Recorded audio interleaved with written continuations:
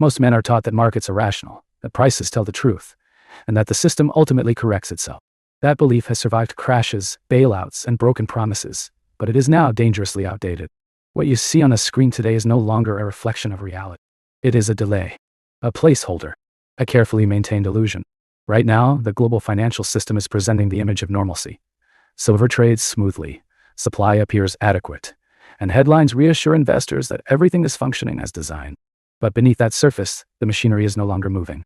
Vaults are being drained, inventories are being rationed, and the institutions that once guaranteed delivery are quietly redefining what delivery even means. This is not a theory, and it is not a future risk. It is an unfolding event. A silent conflict where paper claims multiply while physical metal disappears. Where contracts promise abundance, yet possession becomes increasingly rare. History has seen this pattern before, and it never ends with stability. When the distance between paper and reality becomes too wide, the system does not adjust, it snaps. And when that moment arrives, price will no longer matter. Access will. Ownership will. And those who recognize the shift early will not be asking what silver is worth. They will already have it. The $7.40 billion government pivot from paper to physical infrastructure. For years, America outsourced its backbone. While we exported our industrial muscle overseas, we imported finished metals like passive addicts, blind to the long-term cost. But that era is over. In December 2025, the U.S. government tore up the old playbook. In a move that stunned global markets, the Department of Defense and the Department of Commerce jointly dropped $7.40 billion to build a critical minerals fortress in Clarksville, Tennessee. This isn't a grant. It's not a research lab. It's the first major non-ferrous smelter built on U.S. soil since the 1970s, a wartime-sized investment during so-called peacetime. Why now? Because Washington no longer trusts the global supply chain. But here's the real kicker. This isn't some cozy private deal. The Pentagon is taking a 40% equity stake. Let that sink in. Nearly half the output will be controlled by the U.S. military. Silver, and more. Zinc, indium. None of it will touch the open market. None of it will be used to suppress prices or bail out over-leveraged banks. It goes straight into military vaults. This is not capitalism as usual. This is a partial nationalization of the metals supply chain. A signal fire for those paying attention. Silver is no longer just another commodity. It is now classified, by action, not words, as a material vital to national survival. So ask yourself, if silver were truly abundant, if the COMEX was truly stable, why build this fortress? Why not just buy from the open market? The answer is as clear as it is terrifying. They've lost faith in the paper market. The Pentagon is no longer betting on digits. It's betting on atoms. They are laying down steel and concrete because they know the future is physical. This $7.40 billion move isn't a hedge. It's a confession. And for those who have been stacking quietly for years, mocked as paranoid or outdated, this is vindication. The government just revealed its hand. The real silver squeeze isn't coming from Reddit threads. It's coming from the highest levels of national defense. They're not waiting for a shortage. They're preparing for war. The great arbitrage gap and the failure of Western price discovery. In a fair and functioning global market, one law always held firm, the law of one price. That meant an ounce of silver cost the same whether you bought it in New York or Shanghai. Arbitrageurs would instantly close any price gap. But in early 2026, that law broke, and it's not a small crack. It's a fracture that reveals a deep system failure. Today, silver trades around $75 an ounce in New York. But in Shanghai, the same ounce fetches $81 or more. That's a $6 to $7 spread. And in commodities, that's not a gap. It's a siren. It's the market screaming that the West no longer controls the price of real assets. This isn't theoretical. It's a real-time capital flight. Physical silver is vanishing from Western vaults, flowing eastward at speed. Why?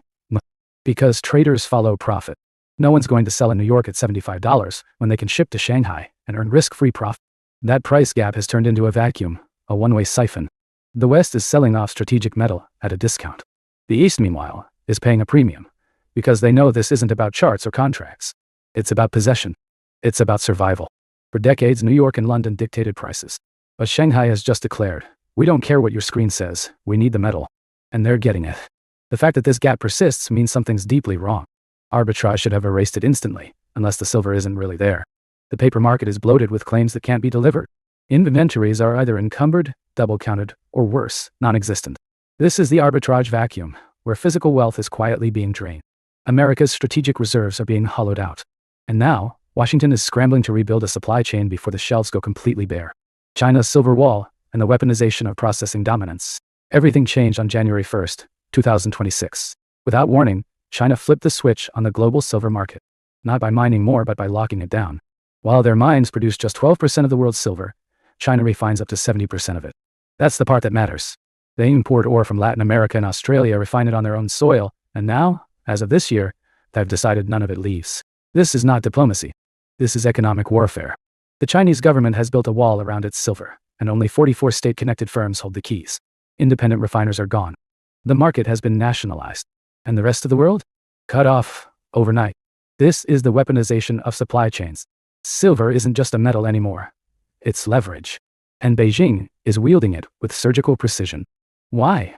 Because they know what's coming. Solar tech, defense systems, electric grids, they all run on silver. And by hoarding it now, China ensures its own industries thrive while others falter. Germany, Taiwan, and the United States are now in a scramble. 2/3 of refined silver has vanished from the market. Prices are rising. Contracts are drying up. And factories in the West, built on decades of blind trust in free trade, are discovering just how vulnerable they really are. This isn't just a supply squeeze. It's a shift in power. Strategic. Ruthless. Permanent. What we're witnessing isn't just a policy change. It's a silver iron curtain, dropped in silence, but heard across every boardroom, factory, and trading desk in the West. The J.P. Morgan pivot, and the quiet accumulation of physical bullion. The greatest irony in silver's modern history may be this. The very bank once accused of rigging its price is now quietly preparing to dominate the physical market. J.P. Morgan Chase, long infamous for wielding oversized paper short positions, has executed what can only be described as a strategic reversal of historic proportions. Insiders estimate they've closed their shorts while amassing an unprecedented 750 million ounces of physical silver, the largest private stockpile ever recorded. This isn't speculation. It's survival. The same institution that once helped architect the paper-silver illusion is now hedging against its own system's collapse. J.P. Morgan isn't just shifting strategy, it's building a fortress. With $7.40 billion now backing a smelter in Tennessee, they're helping Washington sever critical dependencies on China, creating a closed-loop supply chain stretching from Latin America's mines straight to U.S. military stockpiles. And they're not doing it through London's empty vaults. They're doing it on American soil, under armed protection, and with full control of physical bars. While their public research memos lull investors to sleep, their private capital is preparing for war, the kind of economic war where only physical metals matter. When the most powerful trading desk on Earth starts building infrastructure instead of writing contracts, the message is clear. The paper era is dying. And when it dies, those without physical silver will be left holding nothing. J.P. Morgan intends to be more than just a survivor. They intend to be king of what's real. The solar industry's inelasticity trap and the copper substitution lag. Wall Street wants you to believe the solar industry is walking away from silver. That copper will quietly replace it. That the biggest industrial buyer of silver in the world is somehow just going to flip a switch. But here's the truth they don't want you to focus on. Converting a solar factory from silver to copper isn't some quick upgrade. It's an industrial surgery. We're talking 18 months minimum, tens of millions of dollars per site, and full regulatory recertification. That's not a pivot. That's a brick wall. There are over 300 solar megafactories worldwide. The infrastructure to retool them all simply doesn't exist. It would take years just to shift half of them. In the meantime, those factories are locked into silver. They have contracts worth billions. They can't stop production just because silver prices rise. They pay whatever it takes to stay operational. That's not a theory. That's what inelastic demand looks like. And here's what most investors are missing. The next-gen solar tech, like TOPCon and heterojunction, isn't reducing silver use. It's increasing it. Even as engineers trim down line thickness, total silver demand keeps climbing, because global solar capacity is exploding faster than efficiencies can catch up. It's a runaway train. We're in the jaws of a scissors. Geopolitical tensions are slicing into supply, just as math locks demand in place. You can't print your way out of this. You can't engineer your way out in time. The silver shortage isn't coming. It's here. And the world is just starting to feel the squeeze. The death rattle of paper silver and the risk of cash settlement. As physical silver supplies run dangerously low, a silent crisis is unfolding in the shadows of the global futures market. In some of the world's largest exchanges, hundreds of paper contracts are stacked against each actual ounce of silver in a vault. This isn't a metaphor. It's a time bomb. And the only thing holding it together is complacency.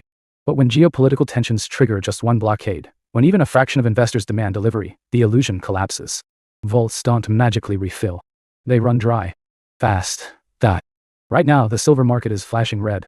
We're witnessing deep, aggressive backwardation, where today's delivery price is higher than future contract. That's not normal. It's fear, real fear, about whether metal will even be available in the future. And when fear enters the system, trust dies. If the exchanges can't meet demand, they have one escape hatch: cash settlement. In plain English, you thought you owned a $130 bar of silver. What you'll get is a $75 check. A promise, not metal. And when that happens on a wide scale, it's over. The entire silver market will be exposed as a hollow shell. The fallout. Western exchanges lose credibility overnight. Industrial buyers and serious investors, those who need silver, will be forced into the physical market, crowding out those who hesitated. And don't think this is theoretical. The Pentagon just dropped $7.40 billion into physical stockpiles. Why? Because they're not playing games. They know the house of cards is shaking. They're getting out of the paper casino before the fire alarm goes off. You still have time, but not much. The convergence of three catalysts and the looming January volatility. As 2026 begins, silver isn't just facing volatility, it's entering a war zone. Three rare forces are colliding at once, and for seasoned investors, this isn't noise. It's opportunity wrapped in chaos. First, the Bloomberg Commodity Index rebalancing is dumping billions in paper silver contracts onto the market, driving prices down mechanically, not because of fundamentals, but because of formula. Second, critical Federal Reserve data and the latest FOMC minutes are about to hit, shaking the very foundation of dollar policy and sending shockwaves through global liquidity. And third, after months of buildup, China's export restrictions are finally cutting into real-world supply chains, exposing just how fragile industrial access to materials like silver has become. For the next 14 days, markets may look schizophrenic. One side, forced selling drives down the COMEX price, triggering headlines about a silver dip. The other, industrial giants and sovereign buyers start panicking as physical metal dries up, and they begin paying premiums just to get what's left. This isn't a market correction. It's a split reality between paper liquidation and physical desperation. But for long-term thinkers, none of this is a surprise. Silver has been in structural deficit for over half a decade. Inventories are scraping multi-decade lows, and demand from solar, EV, and defense sectors is rising, not gradually, but exponentially. That's why the sharpest capital is ignoring the price swings and buying on conviction.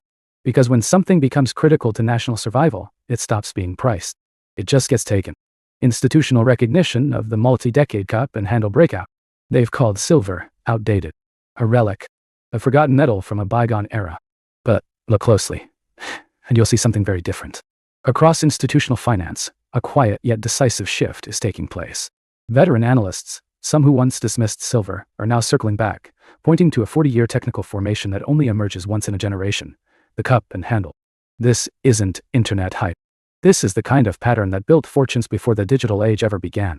It signals that silver has finished its long consolidation and is now stepping into uncharted price territory. Some call $100 the psychological ceiling, but others, armed with decades of data, see that as merely the starting point. What changed? Power. See, the kind of power that governments and billion-dollar institutions don't ignore. In 2025, the United States officially designated silver a critical mineral, not for coins or jewelry, but for national security, artificial intelligence, electric grids, and energy systems. That move didn't just signal importance. It created a structural floor beneath the market. The Pentagon and Wall Street are no longer betting against silver, they're protecting it. And when the most powerful military and the largest banks on earth align behind a physical asset, everything changes. This is not a normal market cycle. We are witnessing a hard reset of the global commodity order. The era of just-in-time global trade, of fragile supply chains and invisible risk, is over. Nation-states are no longer trusting paper, IS, or offshore promises. They're stockpiling physical resources, rewriting trade rules, and erecting walls, real ones, to defend access to metals like silver.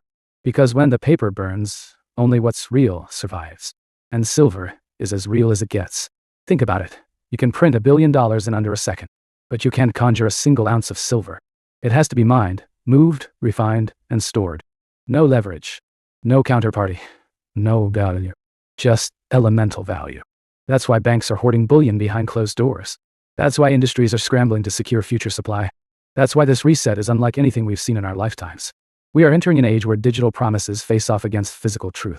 And for once, the world is remembering that you can't power a grid or defend a nation with code. You need metal. You need heat. You need silver. So the only question that remains is this: in a world drowning in fake wealth and paper guarantees, what is the real price of the real thing?